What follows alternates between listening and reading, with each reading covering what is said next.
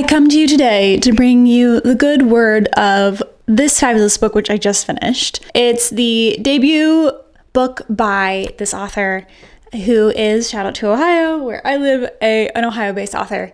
The characters were complex and interesting and resonated with me, having been a girl who grew up in Ohio, this evocative, humid, sticky Ohio summer.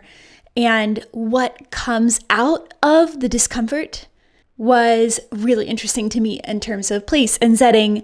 And it took the coming of age Bildungsroman story and brought it closer to home. In no particular order, these are books also with kind of crunchy, difficult, challenging female heroines at their center that you would enjoy. Always and forever, I would recommend The Neapolitan Quartet by Elena Ferrante. My brilliant friend is the first in this quartet. Very unlikable and very interesting, compelling characters. Sunburn by Chloe Michelle Howarth. Like Girls Girl, it has a sapphic romance element.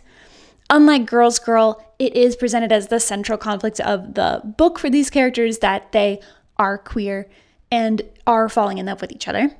By contrast, what I found interesting about Girls Girl actually was that the main and central conflict was not their queerness.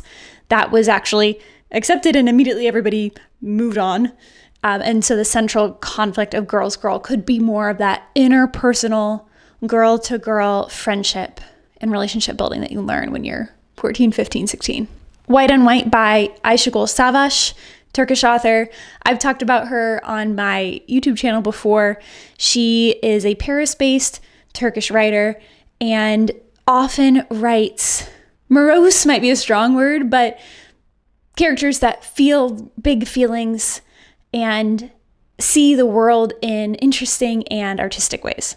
The Image of Her by Simone de Beauvoir. This is a mother who is questioning the decisions she's made in her life up to this point. In that way, it has a vein of the classic difficult woman from literature, Anna Karenina, and the choices that women make and whether or not they grow or live to regret those choices.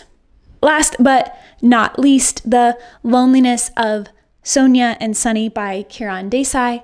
Very much a sweeping epic across many years, if not decades, of these two characters' lives. I would describe Sonia as not easy, but very compelling. And again, it all circles back to this question of what does it mean to be difficult, challenging, complex? Ask yourself, who are the people, real people in our lives, and also the characters in the books, the media we consume and enjoy that get to be complex, that get to be interesting, that get to be difficult? The answer might surprise you.